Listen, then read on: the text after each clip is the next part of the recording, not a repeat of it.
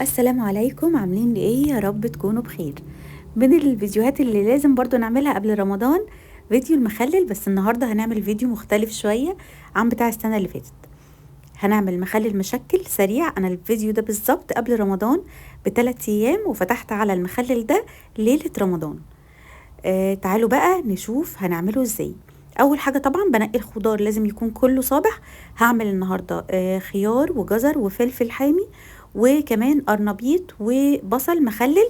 كان نفسي يكون موجود لفت بس ما لقيتش خالص عند بتوع الخضار، نفس اللي حصل معايا السنة اللي فاتت.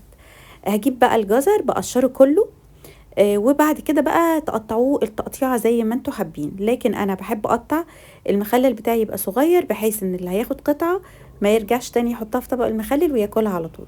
فبقطع المخلل بتاعي صغير كده زي مامتي. بتقطعوه بالشكل بقى اللي انتوا حابينه، سواء تقطعوه بالقطعة المشرشرة دي او بتقطعوه عادي بالسكينة. مية مغلية على النار، هنزل فيها الجزر. هسيبه بالظبط حوالي 7 دقايق، من 7 دقايق ل10 دقايق. وبعد كده هطلعه على طول في مية ساقعة. كمان مش هكتفي بالمية الساقعة دي، انا هحطه تاني في مصفى تحت الحنفية لحد لما يبرد خالص، علشان اوقف عملية التسوية بتاعته. مكان المية بتاعت الجزر هنزل البصل. طبعا البصل انا غسلته الاول قبل ما احطه في المية دي، هسيبه حوالي 5 دقايق، وبعد كده برضو هطلعه على مية ساقعة، وبعدين هحطه تحت الحنفية خالص.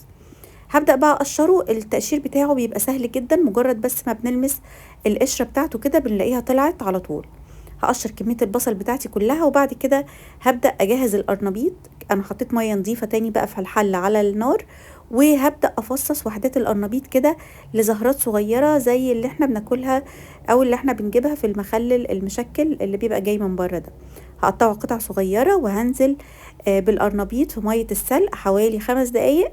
وبعد كده برضو نفس الحكاية، هطلعه في مية ساقعة، وبعد كده تحت الحنفية هبدأ اقطع الخيار برضو التقطيعة اللي انتوا حابينها قطعوه. في ناس ممكن تسيبه سليم، لكن اهم حاجة في الخيار ان يكون الخيار تكون ناشفة ورفيعة، بحيث ان هي تستحمل التخليل.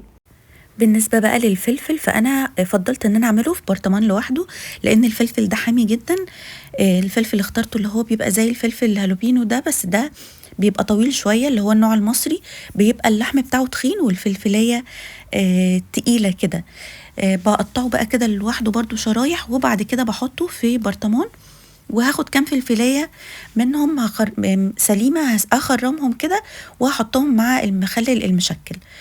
بالنسبة بقى لليمون، هاخده اقطعه 4 قطع، لاني انا محتاجة ان هو يتخلل بسرعة. فهاخد الليمونة اقطعها 4 قطع كده بالطول، زي ما انتوا شايفيني بعمل. الليمونة اللي مختاراها تكون ليمون اخضر، ويكون القشرة بتاعته تخينة شوية علشان يبقى فيها لحم. هاخد بقى الليمون اللي انا قطعته ده كده، وهحطه في الكنكة، وهسلقه على النار. هحط عليه مية مغلية بحيث ان هو يغلي بسرعة. هسلقه لمدة حوالي 5 دقايق او 7 دقايق برضو، وما ترموش المية دي لان احنا هنستخدمها. كده انا خلصت الفلفل مقطع والبصل.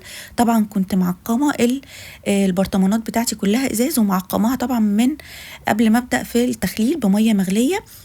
وممكن تعقموها ان انتوا تشغلوا فرن البوتاجاز وبعدين تقفلوه وتدخلوها فيه برضو كده. طريقة تانية للتعقيم.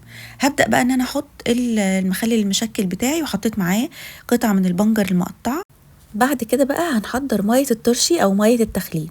دول 3 لتر مية كنت غلياهم وسبتهم يبردوا تماما. حطيت عليهم مية السلق بتاع الليمون، وبعد كده هحط لكل لتر 4 معالق من الملح.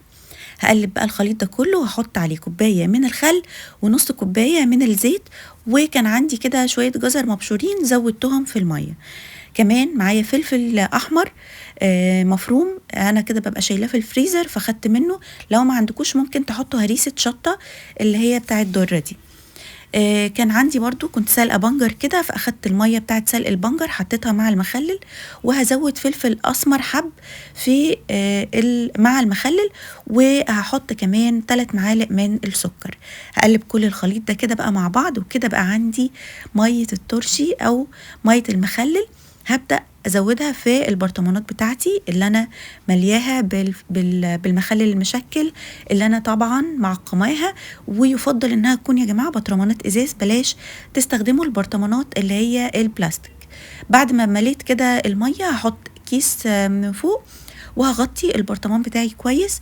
ونفس الحكايه هعملها مع الجزر ومع الفلفل. وكده الفيديو بتاعي يكون خلص. اتمنى الفيديو يكون عجبكم، ومستنيه رايكم في التعليقات، وقولوا لي اذا كنتوا بتعملوا المخلل اللي زيي ولا بتعملوه بطريقه تانية. وكل سنه وانتم طيبين.